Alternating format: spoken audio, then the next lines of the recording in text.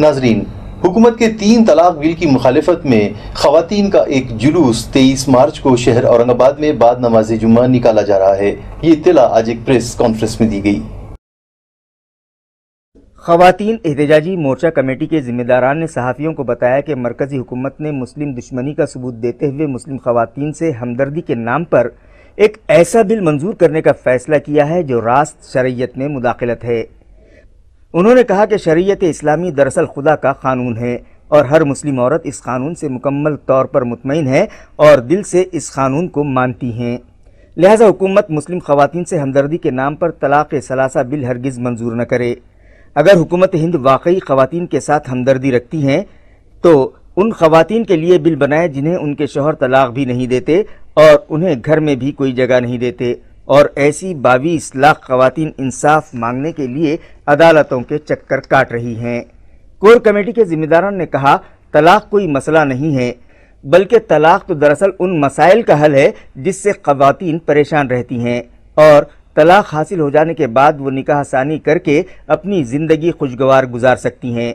اگر حکومت خواتین کے مسائل کے تئیں واقعی سنجیدہ ہے تو سب سے پہلے شراب پر پابندی عائد کی جائے، کیونکہ خواتین کی ایک بڑی تعداد شرابی شوہروں سے پریشان ہے۔ اگر حکومت خواتین کے لیے کچھ کرنا ہی چاہتی ہے تو ان مزدور پیشہ خواتین کے مسائل حل کرے جو معاشی طور پر پریشان ہیں، خواتین کی تعلیم پر توجہ دے، انہیں طبی سہولتیں فراہم کروانے کے لیے ٹھوس قدم اٹھائے۔ اس طرح سے مسلم خواتین کے ساتھ ہمدردی کے نام پر اسلامی شریعت میں مداخلت ہرگز برداشت نہیں کی جائے گی۔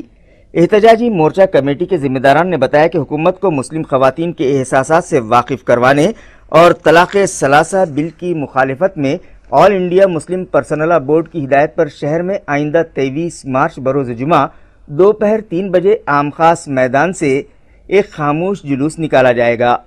جس میں صرف خواتین ہی شرکت کریں گی، جس کی تمام تیاریاں مکمل کر لی گئی ہیں۔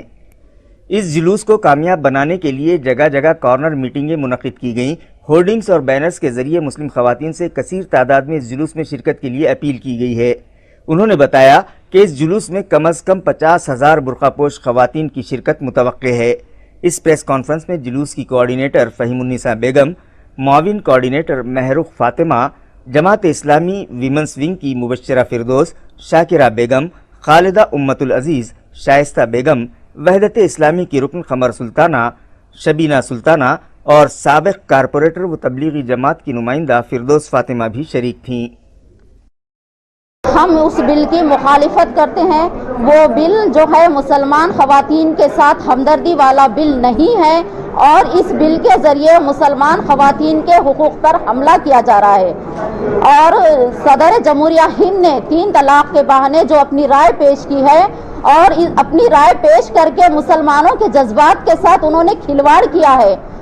اور تمام مسلمان خواتین سے میری گزارش ہے کہ وہ اس 23 مارچ کے مورچے میں لاکھوں کی تعداد میں شریک ہو کر حکومت وقت کو یہ پیغام دے کہ مسلمان خواتین ہم اپنی شریعت سے بہت خوش ہیں، اور اس میں ذرہ برابر بھی تبدیلی کو ہم ہرگز برداشت نہیں کریں گے۔